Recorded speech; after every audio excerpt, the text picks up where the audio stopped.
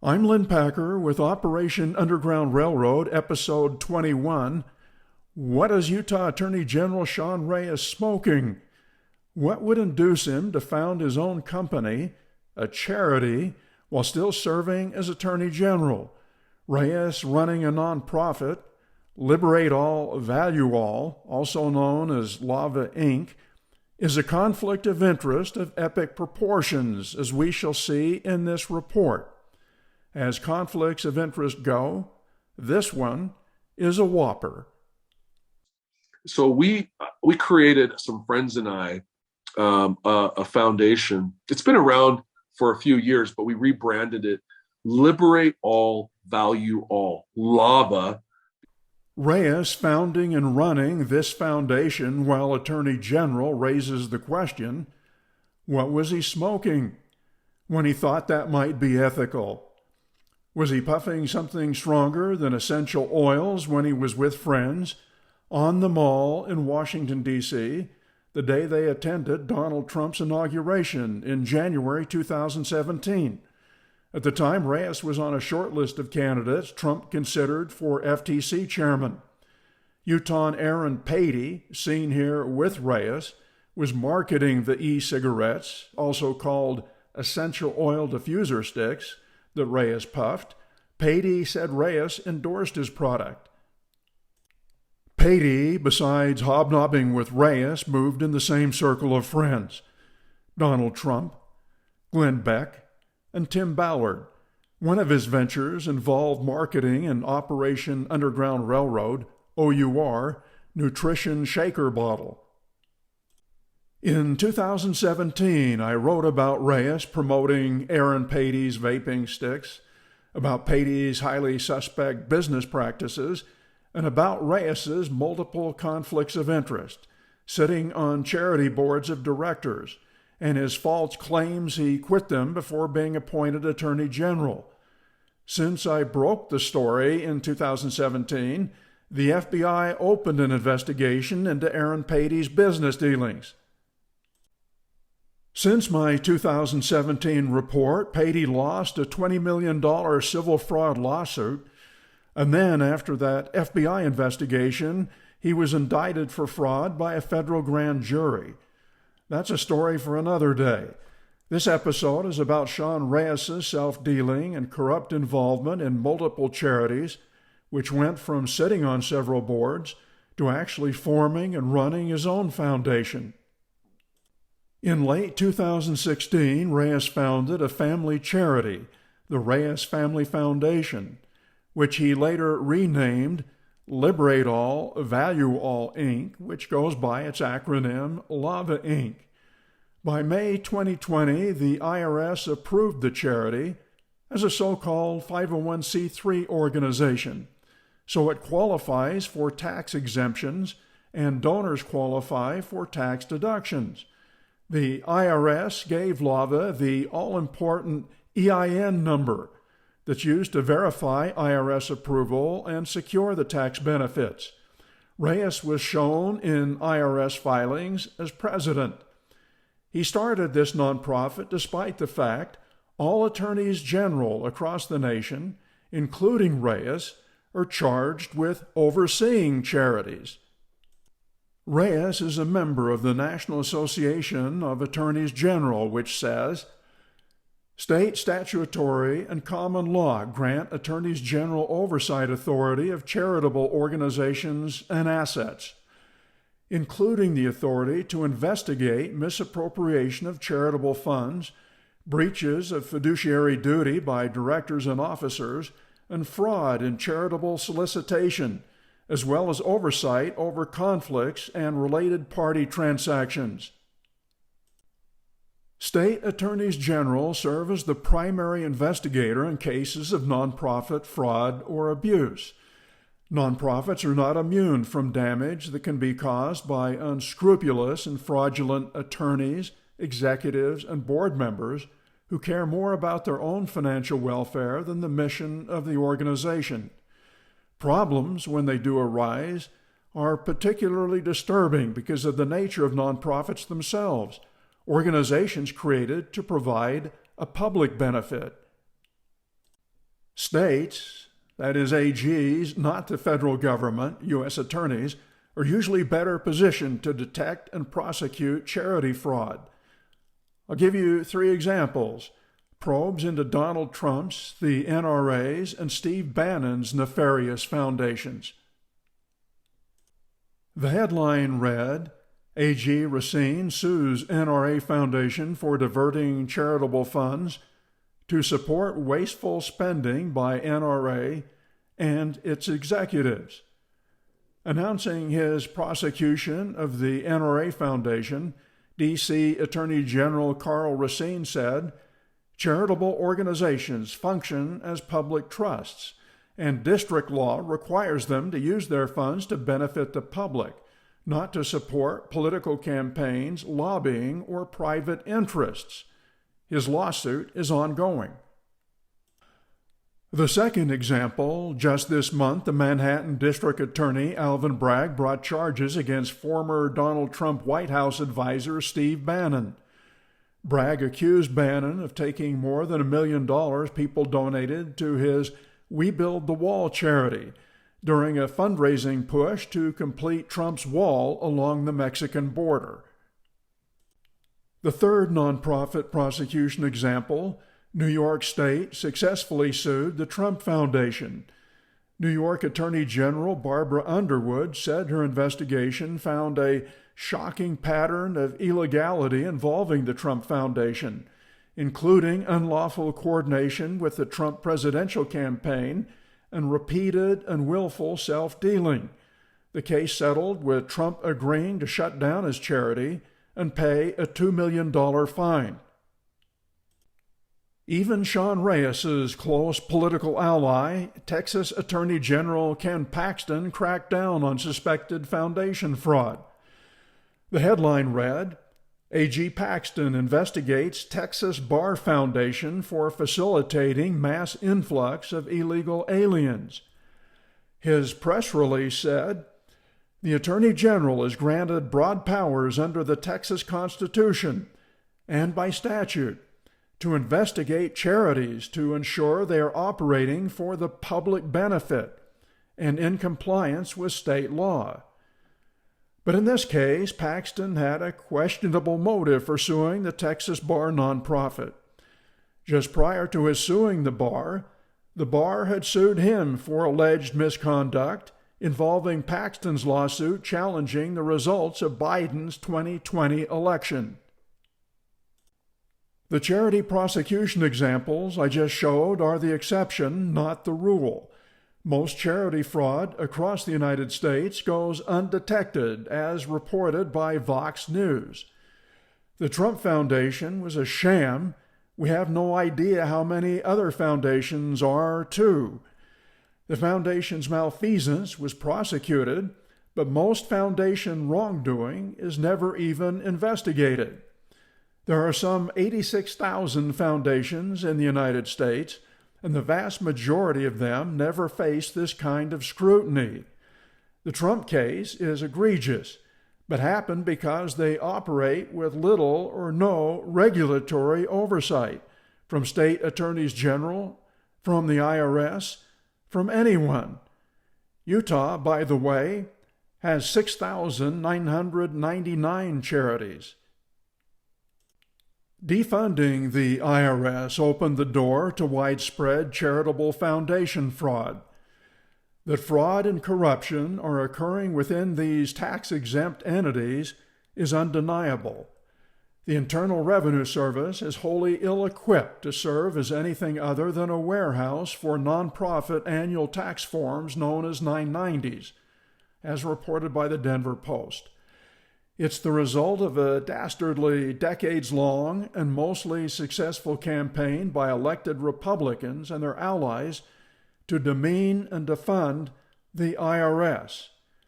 The widespread sale of Defund the IRS t-shirts and stickers reflect the decades-long Republican Party effort to strip the IRS of its enforcement power. Honest taxpayers, not just charity donors, have a financial interest in regulatory oversight. That is, attorneys general keeping a lid on charity waste and fraud. All taxpayers subsidize tax exemptions charities get and tax deductions donors get. By reducing government revenue, tax concessions for philanthropy require other taxpayers to bear an increased tax burden, or alternatively, result in less government expenditure on other policy priorities. When there's fraud, donations miss their targeted, legitimate purposes, reduces the revenue a state has available for its social programs. With that background, here's a closer look at Sean Reyes' charity. The first step for anyone to start a charity is to form a business entity. Utah attorney Scott Gordon, also one of the charity's officers and Reyes' campaign legal counsel, handled the paperwork to form a Utah corporation. In this case, Gordon began with an entity Reyes had created, the Reyes Family Foundation, and had it renamed Liberate All, Value All, aka Lava Inc. The next step is to get IRS approval. Reyes' charity did that. Lava got the all-important EIN number. That's what signifies it's legal for charities to avoid paying state and federal income taxes and sales tax, and for donors to get state and federal tax deductions. The IRS requires approved charities to file annual 990 reports and make them publicly available. The final step is to register with the state of Utah. This was accomplished in May 2020, but only after getting a warning. It's posted online. By law, the charity discloses what percentage donated money actually goes to charitable causes. With Lava, it's an extremely low 28%. Reyes' foundation had ignored Utah law right off the bat. It only registered with the state after it was sent a warning letter telling it to register. There was no fine or other penalty. Reyes' foundation got less than a slap on the wrist.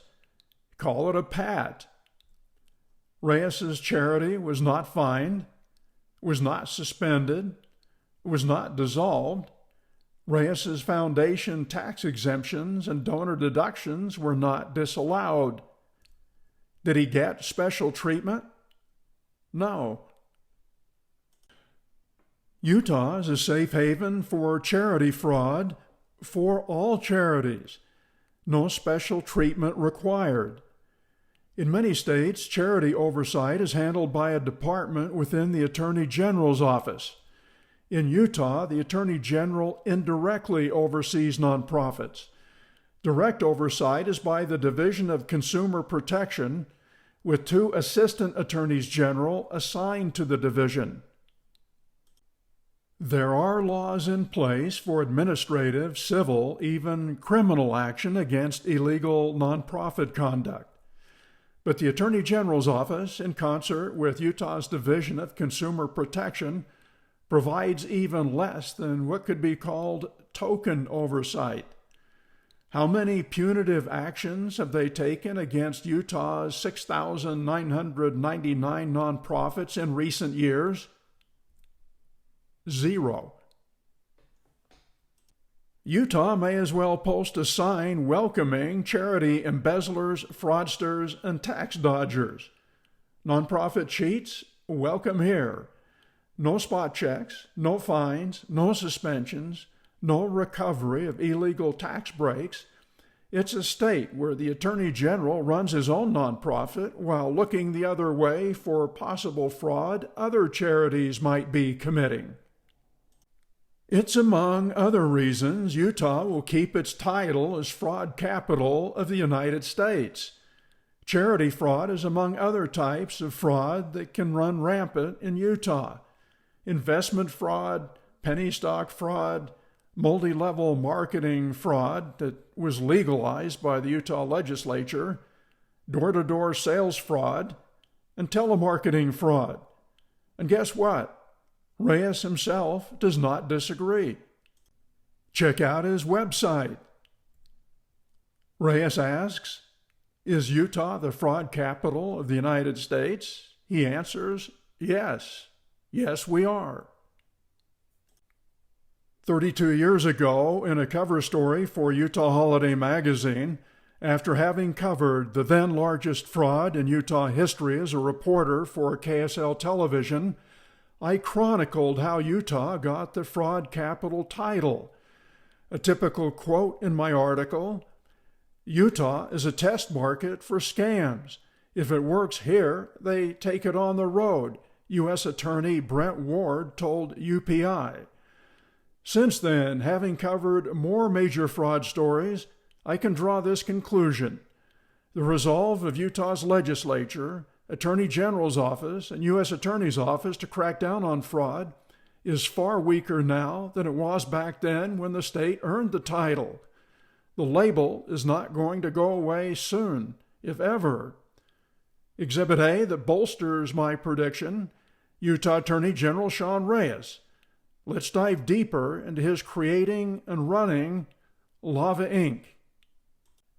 I'll first identify Lava officers and directors. In May 2020, Sean Reyes was president, Scott Gordon vice president, Adam Riding treasurer, and Benson Schaub a director. Schaub and Riding worked for the Phoenix, Arizona company involved in setting up Lava. Then there was a leadership change. In November 2021, Scott Gordon became president, Doug Quezada, a Reyes friend who markets a Kava anti-anxiety drink, vice president, and Benson Schaub, secretary-treasurer. Reyes now listed as a co-founder non-officer.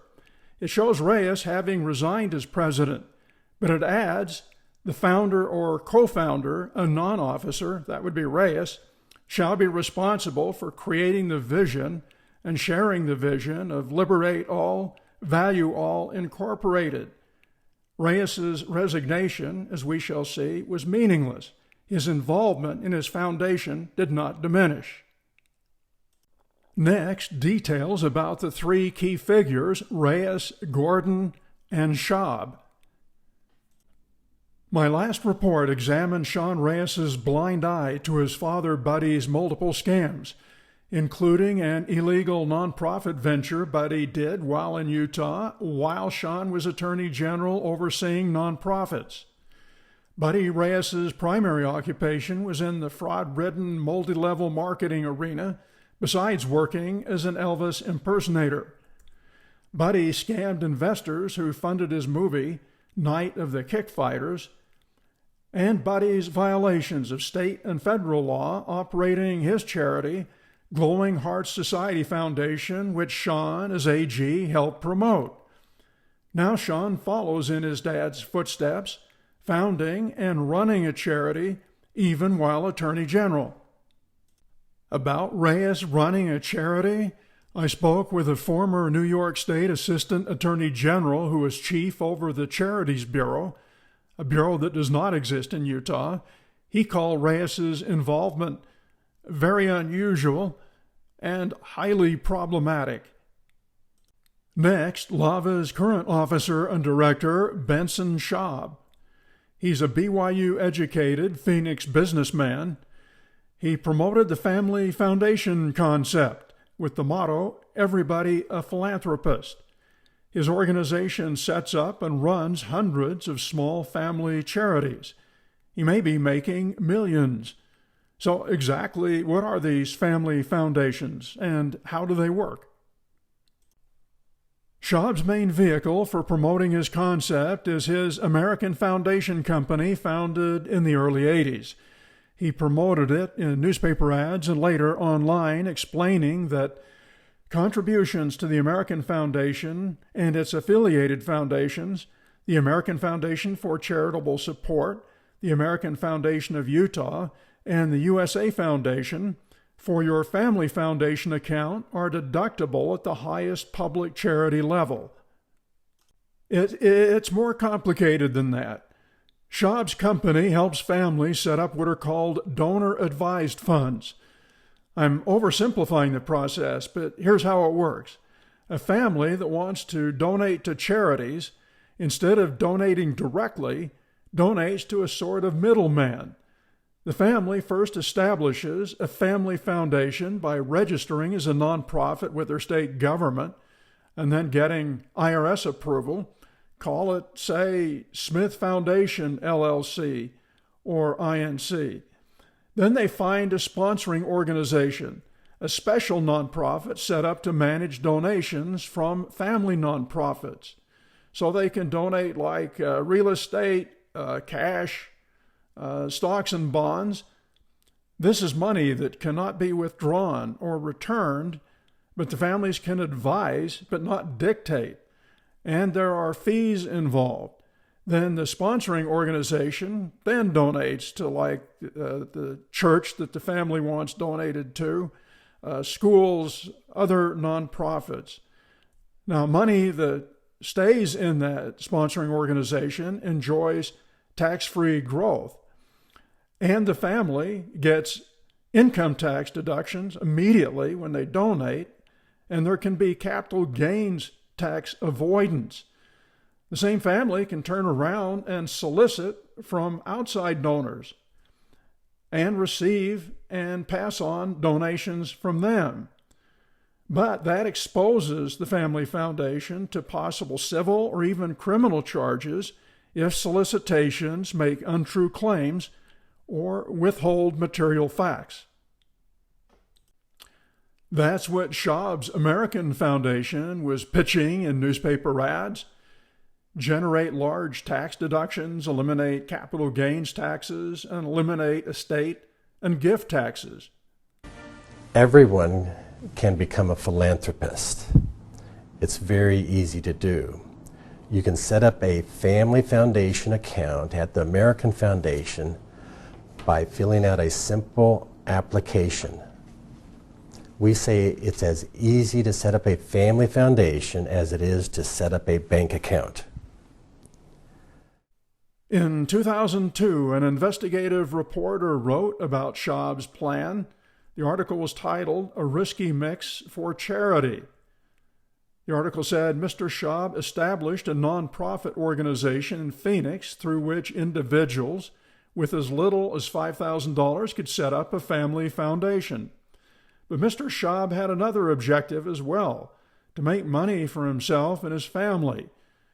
I was looking at how to develop this in a way that would create significant personal profit, Schaub had told the reporter. The report explained how Schaub used a combination of nonprofit and for-profit businesses to make millions.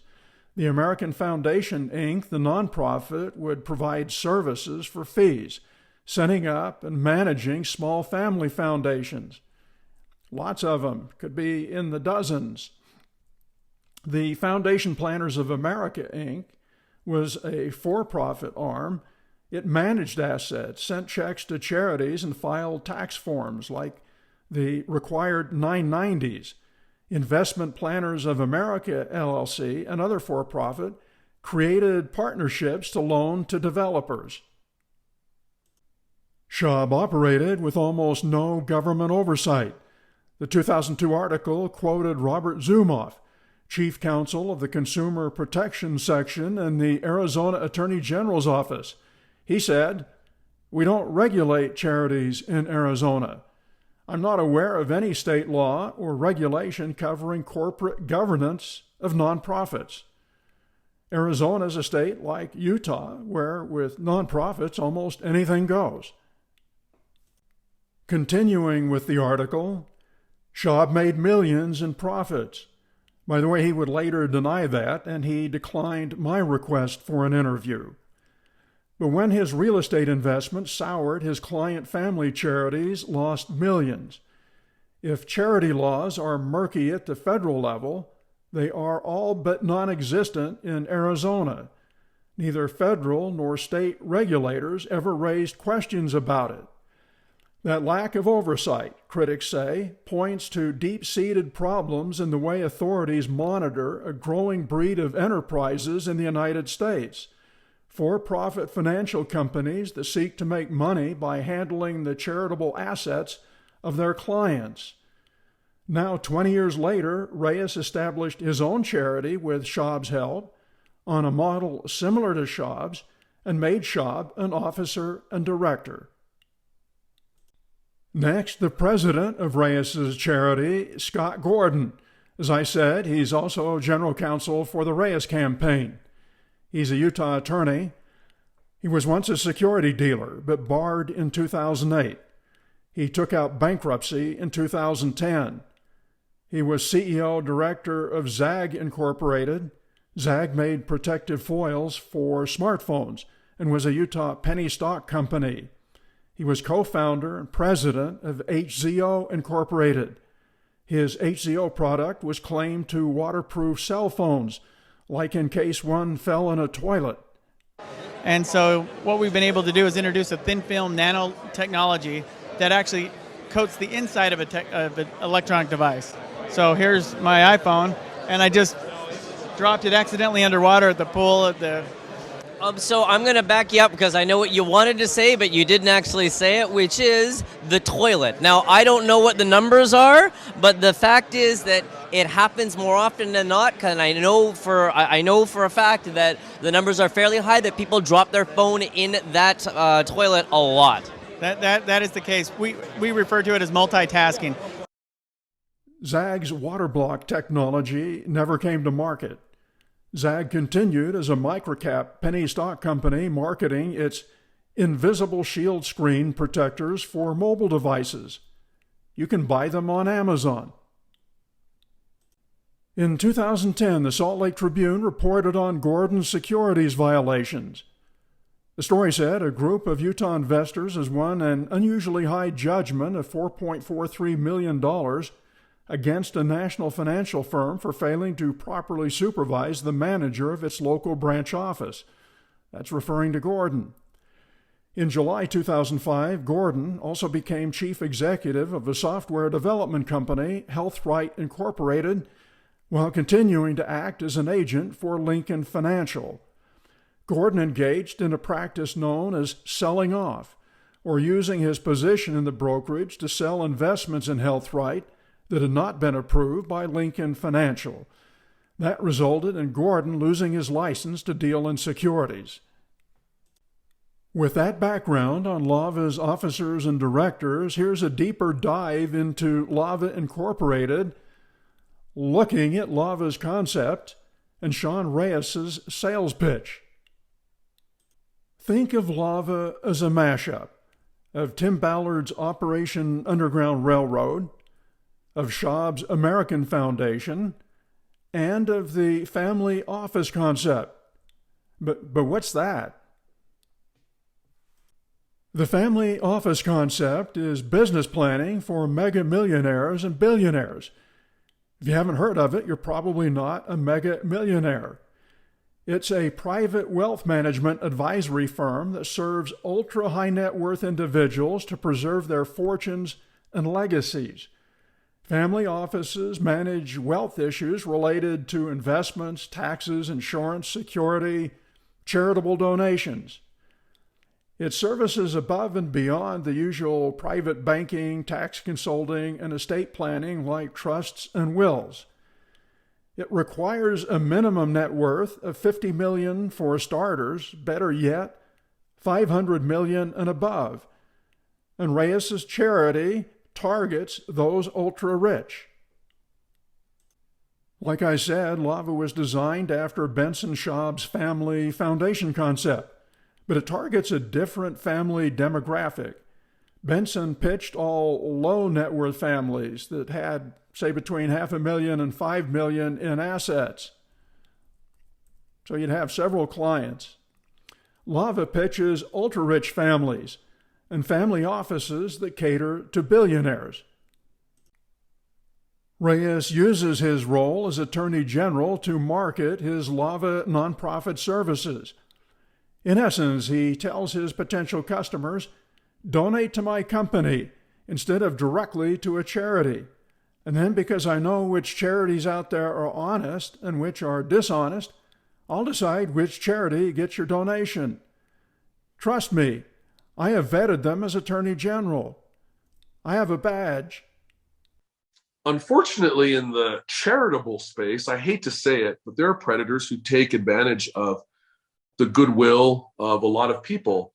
And so as AG, my job, I literally have one of my functions is to oversee charities and make sure that they're abiding by the rules.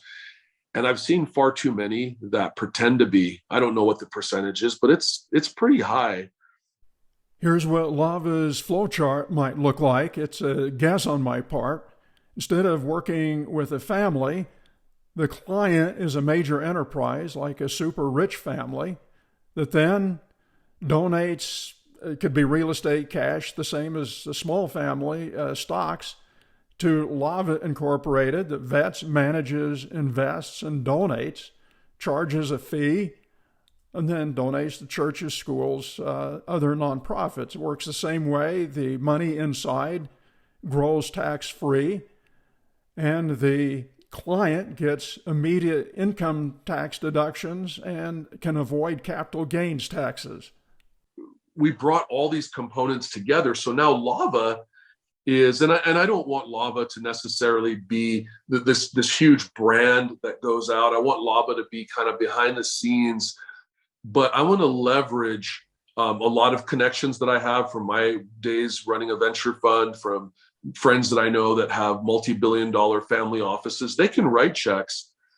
And instead of them managing a portfolio of trying to interview 20, 50 different charities, and many of them say, Sean, since you vet all these and you know who has the highest impact, why don't we write a check to Lava instead? You give us an annual report, tell us how we've helped, who we've impacted. So I call those like funding partners, critically important. I have influence partners, or a UFC fighter, NFL player, NFL coach, Hollywood actor, Grammy award-winning singer. Yes, Reyes really did say what you thought he said. One of my functions as Attorney General is to oversee charities and make sure they are abiding by the rules. Sean, since you vet all these charities, then you know who has the highest impact. Why don't we write a check to Lava instead? Nonprofits like Lava take risks when they solicit donor contributions. It's illegal in Utah to solicit money by means of false representations or material omissions. Does Reyes really vet Utah charities? Is that a false statement? Has any millionaire engaged Lava Incorporated, believing Reyes actually oversees charities? Reyes made the claim he knows good from bad charities years ago, beginning with his endorsement of and fundraising for the nonprofit Operation Underground Railroad, while he was a director for OUR. I've sat on maybe over a dozen nonprofit boards during my career. And I know that there's a lot of corruption and there's a lot of fraud. There's a lot of ego in the nonprofit world. I saw none of that. And I really looked hard at Operation Underground Railroad. No way can you have the success that they have had. No way can you raise money like they have. That's what Reyes said. There's a lot of corruption and there's a lot of fraud. There's a lot of ego in the nonprofit world.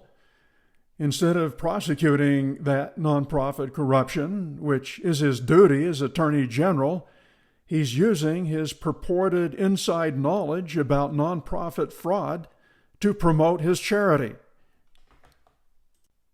Lava's launch, its kickoff, was really big, taking place in New York. Where better for Lava to make its first major appearance this past summer than at a gathering of billionaires at the Hamptons on New York's Long Island, where the rich and famous spend summers on lavish estates. Lava we just launched it this year. We launched it a few months ago at a thing called 1640 Society in the Hamptons. Some of the world's most influential family offices and families. The 1640 Society, as Reyes correctly puts it, the world's most influential family offices and families, is an exclusive group of ultra-high net worth people, moguls who meet to compare notes on issues relating to wealth management, impact investing, philanthropy, and passing family values to the next generation of leaders. Conferences include family members, chief investment officers, and key decision makers from family offices across the world. Among past attendees, the Firestones, Fords, Rockefellers, Kennedys, Hunts, Gettys, and Russian oligarchs. Impact Wealth magazine's headline for this year's meeting in the Hamptons: Hurricanes cannot stop billionaires from joining the elite 1640 Society Family Office Wealth Forum. There, in the magazine's photo spread, Utah Attorney General Sean Reyes networking with billionaires. The article said philanthropic trends were beautifully represented. Fighting Human Trafficking, featuring Attorney General Sean D. Reyes, with a moving story of his personal journey and professional passion with his bold mission to eradicate human trafficking. Lava claims it has ties to Operation Underground Railroad and to the Utah Attorney General's office. The connections are shown on Lava's website, golava.org. OUR and ICAC are shown as partners. ICAC, Internet Crimes Against Children, is a Utah Attorney General program funded by the federal government. That tie, in particular, heightens Reyes's conflict of interest. Reyes's son Kai has ties to Lava and ICAC. His online resume shows him currently as Associate Director of Strategic Partnerships for Lava and previously as a Special Agent for ICAC, where he claims to have consulted, built undercover profiles, and used computer skills to assist law enforcement in apprehending suspects of child sexual abuse and pornography crimes in Utah and nationwide. Next, under the microscope, two charities, both with Lava and Sean Reyes connections: the Crystal Bayat Foundation and the Rudy's Kids nonprofit. Let's start with Rudy's Kids. It's a charity founded by former Utah Jazz Center Rudy Gobert. Incorporation was handled by Utah Attorney Scott Gordon, who we've already talked about, who is Lava president. Rudy's Kids was established 5 years ago, in December 2017. Rudy's Kids might be using Ben Schaub's American Foundation, Inc. as a sponsoring organization. The Articles of Incorporation say, upon dissolution of the corporation or the winding up of its affairs, the assets of the corporation shall be distributed to the American Foundation, Inc., an Arizona nonprofit corporation. That indicates it's possible that donations to Rudy's Kids are being channeled through Schaub's nonprofit. Schaub, Reyes, and Gordon won't say. They all declined interviews. Gobert's foundation serves as an example of why standards to qualify for and then maintain 501c3 taxpayer subsidy status are way too low, and is more proof that oversight is virtually non-existent. The Attorney General, who claims to be making sure charities abide by the rules, the one who should be teeing up Gobert, instead parties with him. At the outset, Rudy's Kids was registered with the IRS and given an EIN number along with tax exemption and tax deduction authority. So far, so good. And then the charity failed to register with Utah's Division of Consumer Protection. In that sense, it's always been operating illegally.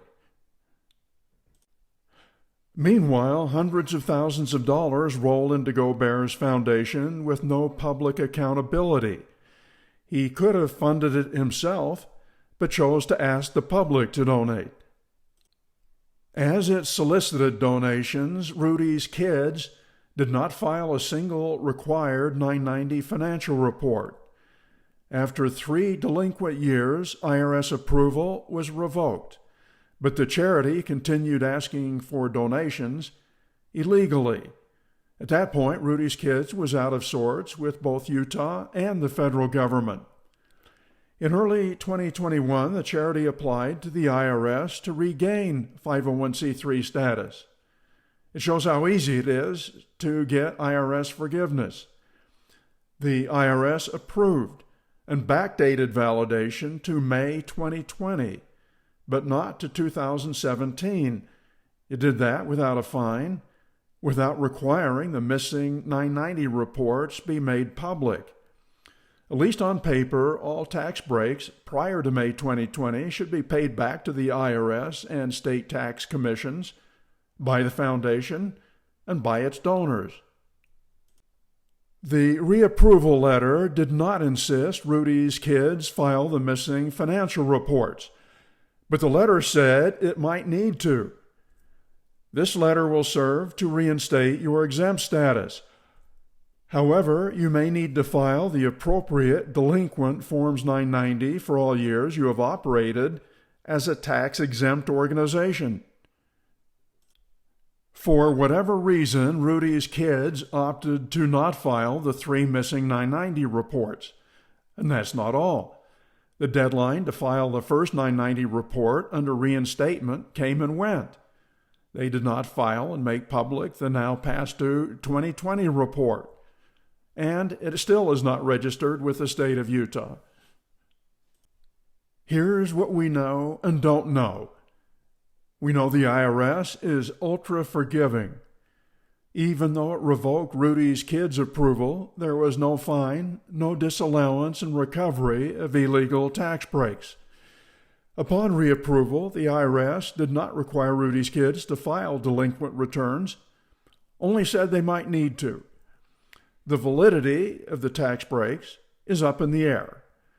As of today, after 5 years, the charity still has never made a public accounting of its finances. Next, a look at another charity connected to Sean Reyes. The next Reyes-related charity in the crosshairs, the Crystal Buyout Foundation. Reyes tweeted, "A year ago, I was blessed to work with the Lava Foundation to help rescue a young lady who has become like a sister. On August 15th last year, the Taliban swept into the Afghan capital after the government collapsed. An Afghan woman, Crystal Buyout, led anti-Taliban protests. That same day, then again 5 days later on the country's Independence Day. The protests were covered by international news outlets, but a New York Times story in particular vaulted Buyout to worldwide fame. Last 19 years I'm studying and I'm striving to achieve my goals, but today, unfortunately, all my dreams died.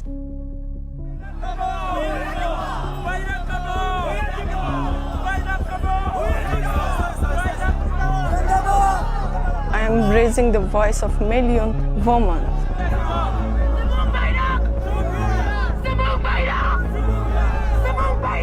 I haven't seen Taliban in my whole life. It was my first time that I faced with the Talib.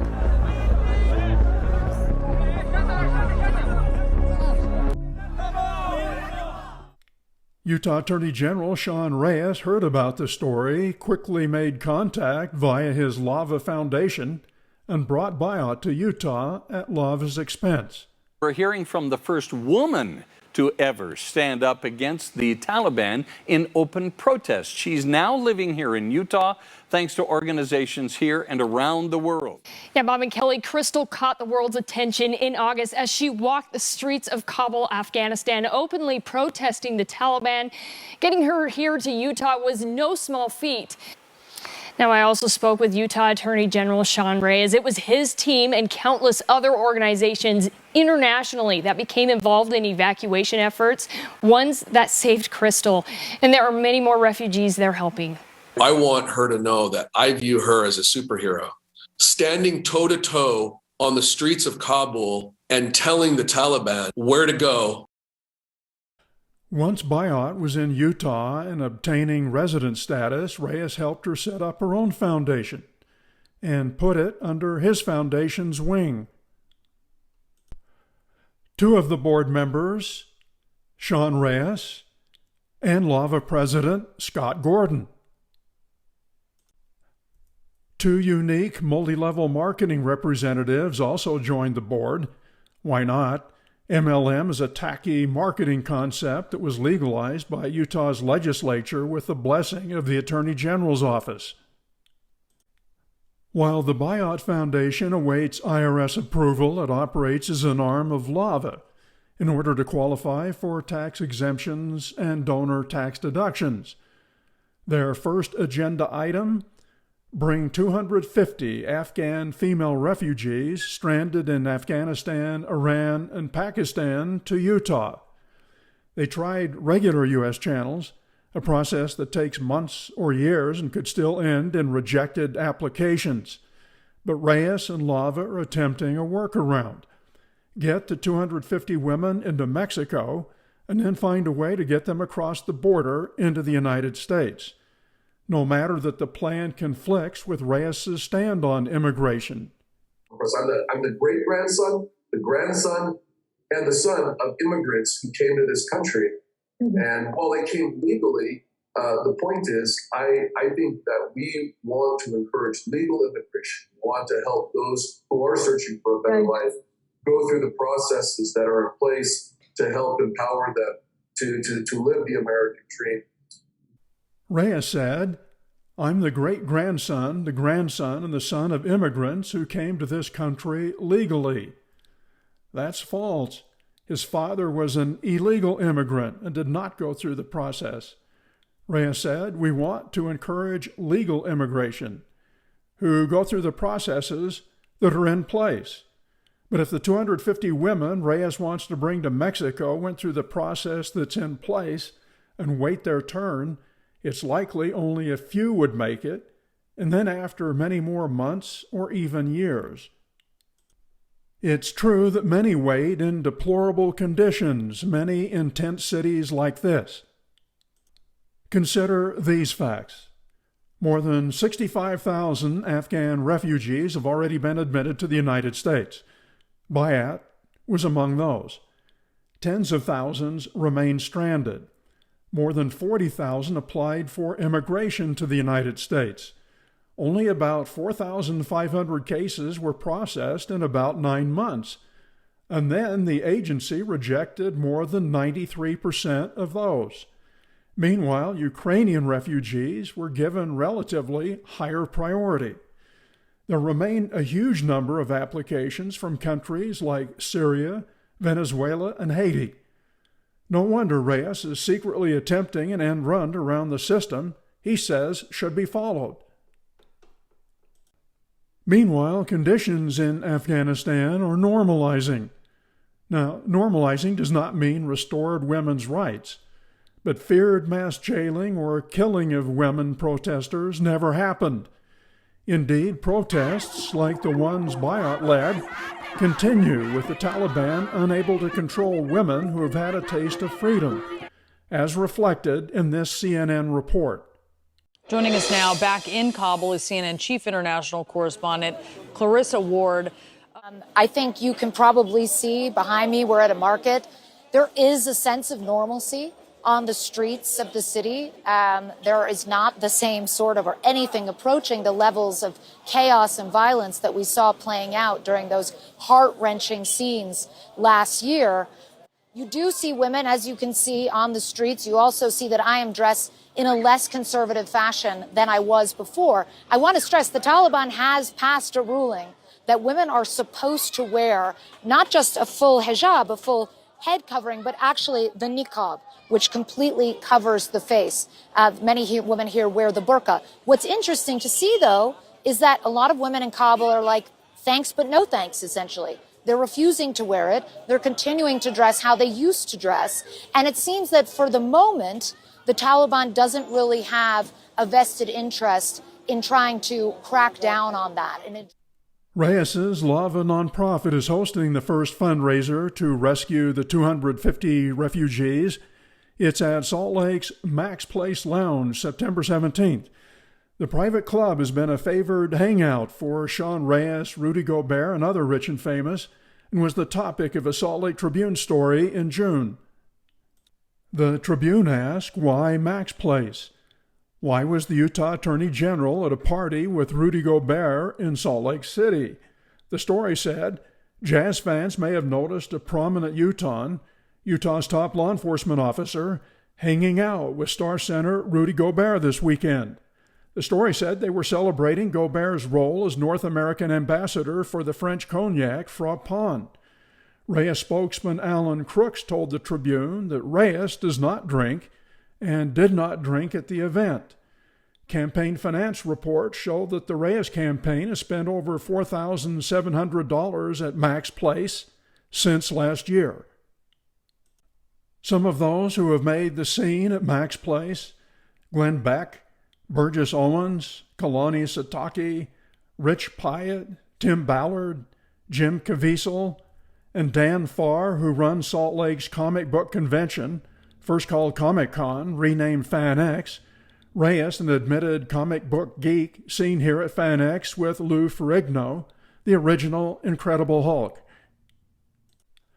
Mack's Place is also a place for gun advocates. For example, this posting: Mack's Place VIP member Chris Homer and I were VIP guests of the Attorney General at a private shoot with Blackwater, Iron Horse, and Dead Air silencers. What a day we had. Mack's Place owner McIntyre claims at least one Afghan refugee is a gun advocate. He wrote, I was able to participate in helping a family after their rescue from Afghanistan. My daughters were able to have lengthy conversations about women's rights in Afghanistan. Afghanistan citizens are not allowed to have guns.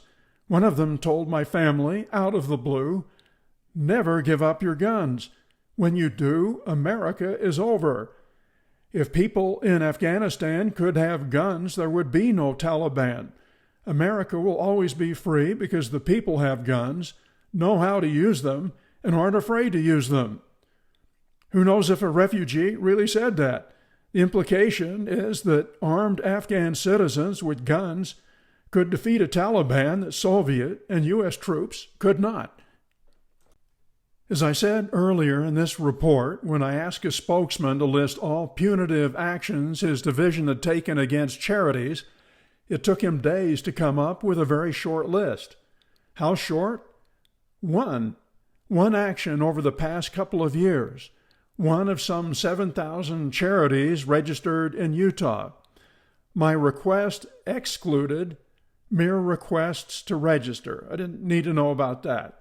It included actions that resulted in fines, suspensions or revocations, rescinding unlawful tax exemptions and deductions, that is, getting taxpayer money back, and criminal charges such as tax fraud and communications fraud. This is it, Utah's action against Rise Room Incorporated. Rise Room Inc. in Morgan, Utah is an all-volunteer charity to benefit foster girls who are entering adulthood, teaching them skills, helping them find jobs. It was organized in 2018. It obtained IRS 501c3 status in 2019, but failed to register with Utah, which gave rise to the state's action. Utah's Division of Consumer Protection got an inquiry from a prospective donor. An investigator checked and found Rise Room had not registered with the state. He mailed 3 notices in August, October, and November 2019, and got no response. So more than a year later, January 2021, investigator Al Pauga sent an administrative citation letter. It forewarned a total potential fine of $500 up to $10,000. You can already tell it's a case buried in bureaucratic inefficiency. It took more than a year to issue a threat of a fine. The state and the charity made contact and reached a quick settlement agreement. Founder Randall Gorham agreed to not solicit any donations until he registered with the state. The division agreed to suspend a $500 fine. There was no consequence, no punitive action taken.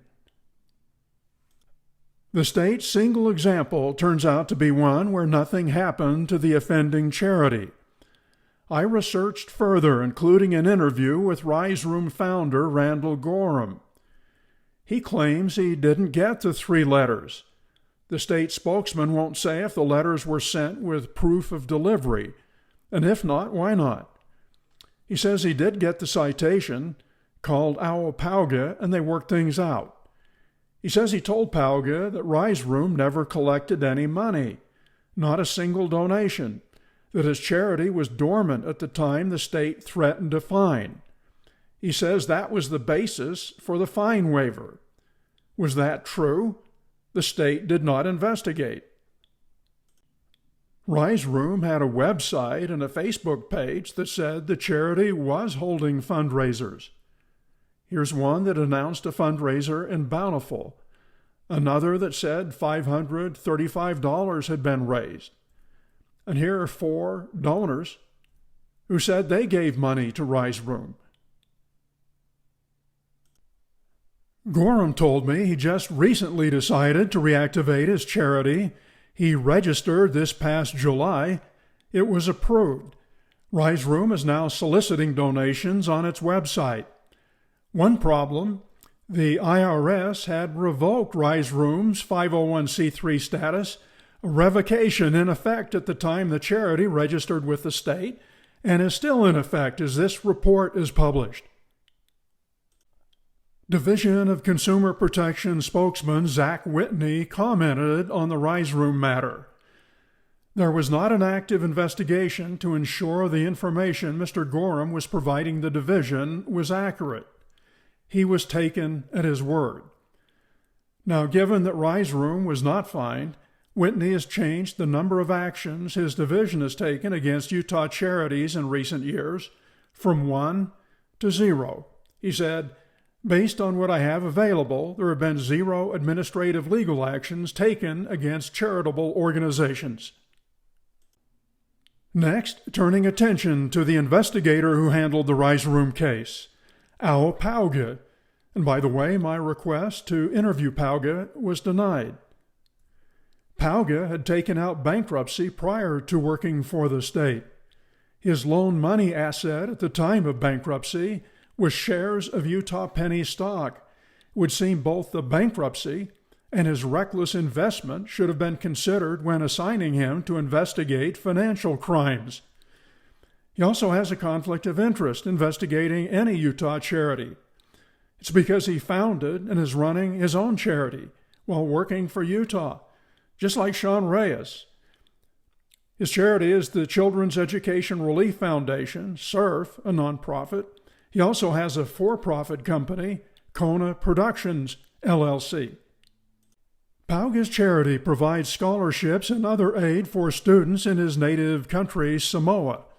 His charity is in fact IRS approved and is registered with the state. However, in all the years of its operation, there have been no financial reports, no way for donors and the public to know how money is raised and spent. PACKER's donor pitch is similar to Reyes's pitch to his charity's donors. PACKER promotes his charity online and in press releases by touting his state job. Al is currently working for the state of Utah as a fraud investigator. What frauds has he exposed? His division also regulates charitable organizations, and they make sure that these organizations are complied with the Utah laws. That's simply a false statement. I asked the state spokesman about PACKER's conflict. He said the division assesses any potential conflict of interest for any investigation on a case-by-case basis. Investigators generally look into a variety of cases related to any of the over 20 statutes the division oversees, not just one specific type. When a potential conflict of interest is determined to exist, that case is transferred to another investigator. Is PACKER a good fraud investigator? Let's take a look. He was the state's main investigator into the alleged DayPacer LLC telemarketing fraud. The Utah company is being sued. The case was not brought by Utah, but by the Federal Trade Commission, and not in Utah court, but in Illinois. The FTC alleges DayPacer made millions of illegal, unsolicited calls about marketing educational programs. The ongoing FTC litigation essentially put DayPacer out of business. So what did PACKER have to do with this case? PACKER investigated before the FTC and did nothing. PACKER provided a statement for the case being tried in Illinois. He said, "I was the primary investigator with respect to DayPacer. I visited DayPacer's facility once in either late 2016 or early 2017 for the purpose of speaking to someone in charge. I spoke to Mr. Raymond Fitzgerald's son there. I don't recall his first name. I did not hear or see anything substantive regarding DayPacer's business operations. I merely observed that the location appeared to be a sales floor." So PACKER is the lead investigator, apparently took no notes, can't even remember the year he made a site visit, and can't recall the first name of the person he talked to. No trial date has been set as both sides duel it out with competing motions to dismiss, that is, for summary judgment. Maybe the Utah Division of Consumer Protection will not look as inept as they do now, having not thoroughly investigated DayPacer, if the FTC loses. I'll wrap up this report quoting from a statement about the duty of California's Attorney General with respect to charities. In California, as in every other state, the Attorney General is the protector of the public's trust in the nonprofit sector. No, not in Utah. The Attorney General has a duty to ensure that assets contributed to charities are used in accordance with the purposes for which they were donated. Still not in Utah. The Attorney General is also charged with safeguarding the public against fraudulent and deceptive charitable appeals, especially not in Utah. In Utah, it's the Attorney General who makes deceptive claims about his own charity. That's the end. Thanks for watching, but we still don't know what Reyes was smoking.